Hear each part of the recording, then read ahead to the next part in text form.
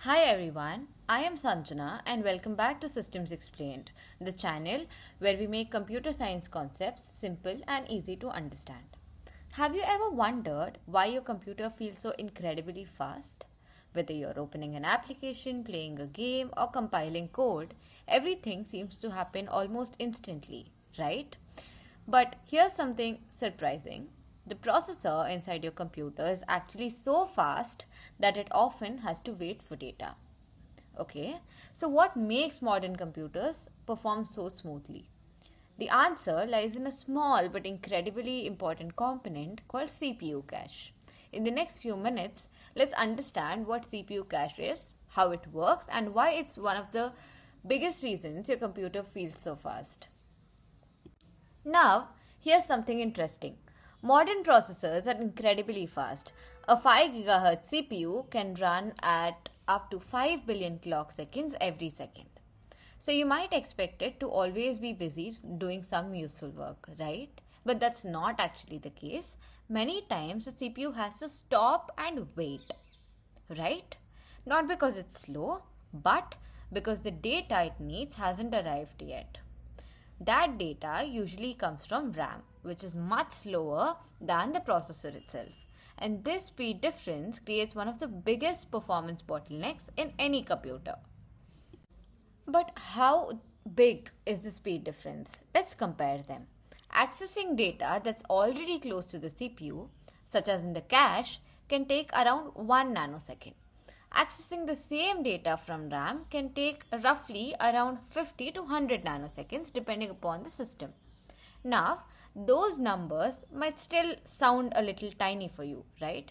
But remember, processors operate billions of times every second. Even a delay of a few nanoseconds, repeated millions of times, can significantly affect the overall performance. That's why every time the CPU has to fetch data directly from the RAM, it slows things down. Got it? So, how do computers solve this problem? The answer is CPU cache. CPU cache is a small, extremely fast memory located much closer to the processor than to the RAM. Instead of going all the way to RAM every time, the CPU first checks the cache. If the required data is already there, the CPU can access it almost instantly without waiting for the RAM. In other words, the cache acts like a high speed shortcut between the CPU and the main memory. This simple idea dramatically reduces the waiting time and helps your computer perform much more efficiently. Now that we know what the CPU cache is, let's see how it actually makes your computer faster. Whenever the CPU needs some data, the first place it checks is the cache. If the required data is already there, the CPU can use it immediately and continue executing its instructions. But if the data isn't found in the cache, the CPU has to fetch it from the RAM instead. Right? Once the data is retrieved from the RAM, it's also stored in the cache. So, if the CPU needs the same data again in the future, it can access it much faster without going back to the RAM. This is why the cache stores frequently used data. It reduces repeated trips to slower memory and keeps the processor running efficiently. So far, we've been talking about CPU cache as if it's just one memory, right? But in reality, modern processors have three levels of cache: L1, L2, and L3. L1 cache is the smallest and the fastest because it's closest to the CPU core. It provides the quickest access to frequently used data. If the required data isn't found in L1, okay, the processor checks L2 cache. L2 is larger than L1, but accessing it takes a little more longer time. If the data still isn't available, the CPU checks L3 cache, which is the largest cache level and is usually shared by multiple CPU cores.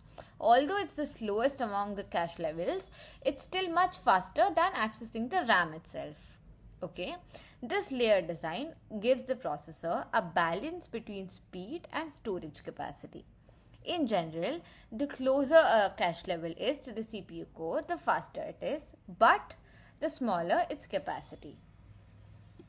Now, Let's look at the two possible outcomes when the CPU needs data. The CPU always starts by checking the cache. If the required data is found, it is called a cache hit.